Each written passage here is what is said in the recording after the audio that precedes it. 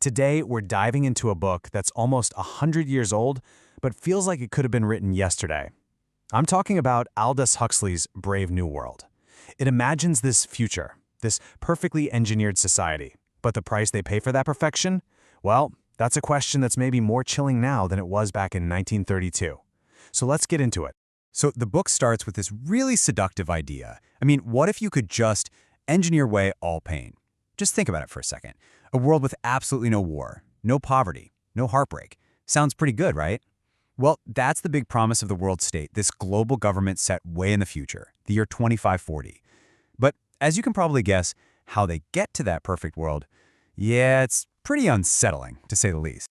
All right, let's take a look at this perfect, painless world.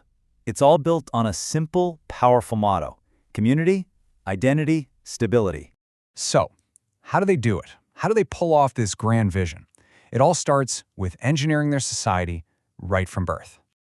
Okay, so this whole society is built on a really rigid hierarchy. It's the foundation of everything. You've got 5 distinct castes. At the very top, you have your alphas and betas. They're the brains, the intellectuals, the managers. And then, as you go down the ladder, you get to the gammas, deltas, and epsilons.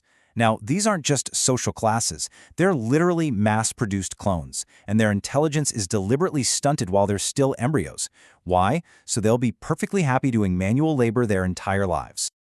And the scientific key to all this mass production? It's something called the Bakhanovsky process. And honestly, it's pretty shocking.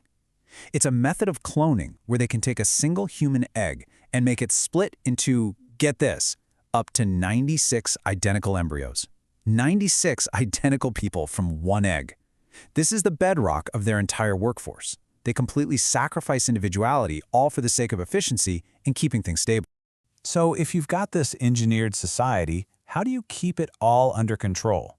Let's look at the tools they use to keep everyone happy and in line. First up, you've got something called hypnopedia. Basically, sleep teaching. From the moment they're born, every citizen is just fed this constant stream of slogans and messages while they sleep. It's all about reinforcing their place in the world, their caste, the state's values. Little phrases like, everyone belongs to everyone else, are just drilled into their heads over and over. It's so deep that the conditioning feels like instinct. They are, quite literally, programmed to love their servitude.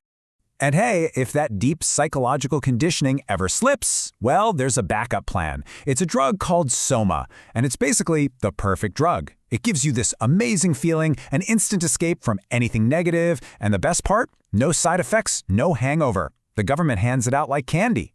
It's really the ultimate tool for social control.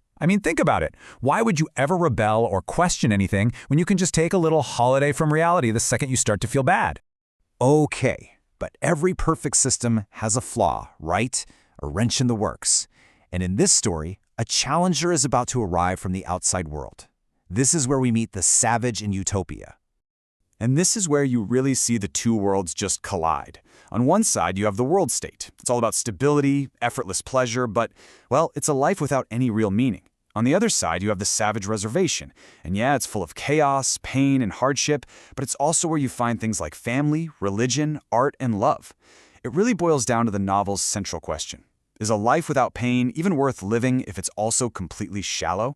So this outsider, his name is John. His entire worldview wasn't shaped by sleep teaching. Nope. It was shaped by the only book he ever got his hands on, a copy of the complete works of William Shakespeare. So he sees the world through this lens of epic love, tragic loss, human dignity. All these concepts that aren't just alien to the people in the world state, they're considered downright obscene. And this massive clash leads us right to the philosophical heart of the whole novel, what they call the right to unhappiness. The world controller, a guy named Mustafa Mond, he uses this incredible iceberg analogy to justify the whole system. He says the population is like an iceberg. Only 1/9 of it is visible above the water. For that small, comfortable part at the top to exist, the other 8/9, the huge mass below the surface, has to be engineered for a life of simple work. It's cold, brutal logic. The happiness of the few is literally built on the dehumanization of the many. So, this is it, the ultimate choice.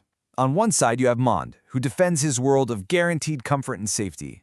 He basically says, yeah, we had to get rid of real art, real science, and religion, but look at the stability we got in return. And then you have John, who just completely rejects it all. He chooses freedom. even if that freedom comes with pain. He actually demands the right to be unhappy, the right to experience everything human life has to offer, the good, the bad, the messy, the meaningful, the whole shebang. And that brings us to the book's enduring warning. Why are we still talking about this novel so many decades later? Well, this is why.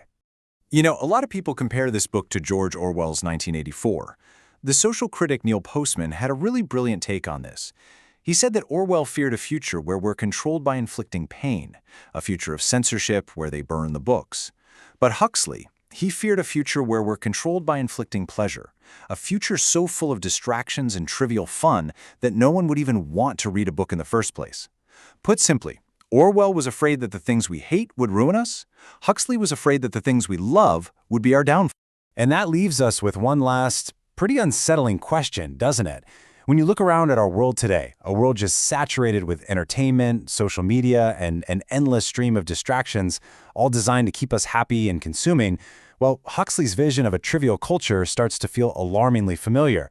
So the question he leaves us with isn't, are we being oppressed by some outside force? No, it's something much more personal. It's, are we, right now, simply amusing ourselves to death?